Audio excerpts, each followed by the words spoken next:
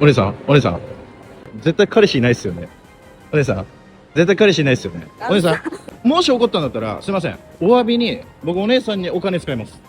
クリニックみたいなの連れてこられたんですか？ところで、いびきとか書かないですよね。いびき？ぶっちゃけ俺、いびきはちょい書いてるってめっちゃ言われるんです。直そうか。寝ましょうね。くない。お疲れ様でございました。いかがですか？痛くなかった。これ本当治るんですか？そうですね。すごく効果出てくると思います。また来月